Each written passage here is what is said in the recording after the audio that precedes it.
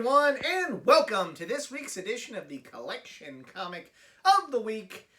It is July, it is America's birth month, and it is still Captain America July. And the book I have chosen this week is a classic book, a somewhat of a crown jewel of my comic book collection, but it is Captain America and the Falcon, number 136. And I picked up this book at one of the local comic shops, just looking through the old, through the long boxes, saw this one, and it really kind of like sent me down a rabbit hole, because I just started collecting a lot of the Captain America and the Falcon books.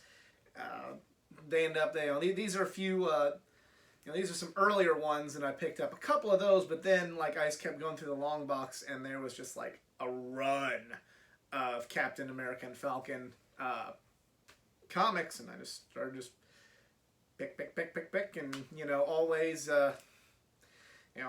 always on the lookout for some Captain America and Falcon from the 70s every time I head to a convention or head to a new comic shop. And this is actually a very, very good book. This is an original Stan Lee written book, which is really cool and part of the reason why it's sort of a crown jewel. But the art is really, when I went back and very, very carefully reread it, the art was what really stood out to me. And we'll get into that when I show it to you, but it's, Gene Colan is just a very underrated artist, and I think you'll definitely see that when we take a look. And, well, let's stop talking about it. Let's take a look at an original Stan Lee Captain America and Falcon issue. Neat little cover here. Just, one thing I kind of miss about old comics is you get a little, like, sample dialogue to, kind of set up the issue. They've gone away from that, like, at least since I've gotten back into reading comics 10 years ago, and honestly, before that as well. But still, it's a, I guess there's no need for it, but it's something that I liked it. I always liked seeing this in the old books, and, maybe it is passé, but I would not complain if something like that were to come back with modern comics. Being very careful. Get the bug bomb. The world below. Not the love below. Bad joke there, but still. This is an original Stan Lee, and Gene Colan. This is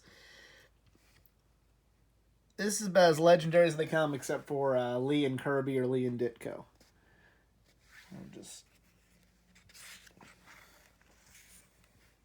Gene Colan, I think, is a very, very underrated artist. Definitely. I mean, I really like his work, but I mean, you just, when you hear the great artists in comics history, you hear about, the aforementioned Kirby and Ditko, but, you hear Neil Adams, then more modern times you hear about, Jim Lee, Greg Capullo, Brian Hitch, but Gene Colan just seems to really, George Perez obviously dedicated a whole month to him, can't not mention my favorite, but, Colan just seems to really fly under the radar a lot, and that's open to interpretation as to why. Two more triumphs for Marvel. Really cool there. Join now America's only monster fan club. I'm pretty sure that's really dating this book, because I'm sure there's a ton of monster fan clubs. There's probably a new one popping up on social media right now. Extra bonus, 3 monster masks. It's all free when you join the Monster Fan Club. Hey, I bet there's some people wishing that the Monster Fan Club was still around. But back to Gene Colan's, just, there's probably a good reason. But, I mean, just looking at his art right there, like here, in that scene right there, this is great stuff. And, I don't know, it's just a shame that, he's not kind of mentioned in that elite level of comic artist, when I certainly feel that he's worthy of one of those spots. See, that's really cool right there. Just again, if nothing else out of this series, nothing comes out of it other than just showcasing a lot of great art, then this series on this channel has been a success. Just because I love, the story is the most important, don't get me wrong, but for like a little skimming session like this, the art is what I really want to feature. And we're seeing some beautiful art right here.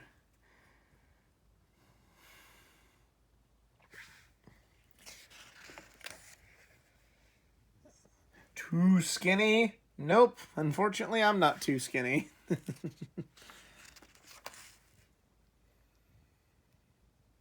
Stuff here, just great. Great shot, Falcon there.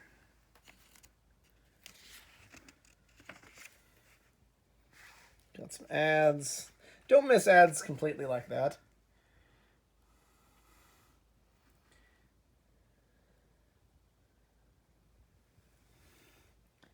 And next, Spider-Man strikes.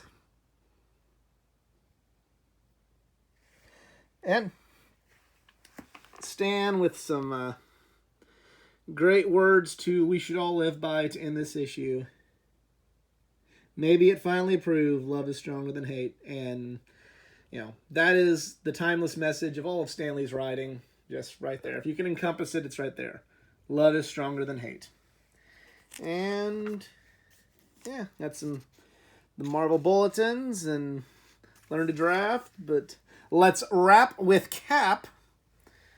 And, tired of being skinny. He's getting like a lot of ads to end it out. And then, speaking of art, do you have art talent worth developing? Take our free test and see. So, see if you should go to college for art. That'd been pretty cool. But, this skimming doesn't do this issue justice.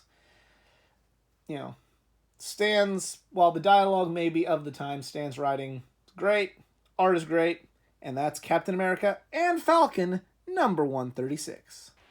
Do you also own this timeless classic? Let me know in the comment section below. If you enjoyed this video, please give it a like, share, subscribe for more content, not just from the world of comic books, but from the world of pro wrestling, gaming, anime, and all things geek culture. Follow me on my social media pages, facebook.com/athleticgeek89, Twitter @athletic_geek89, Instagram @athleticgeek89, and if you'd like to help improve this channel financially, I am on Patreon, patreon.com/athleticgeek89.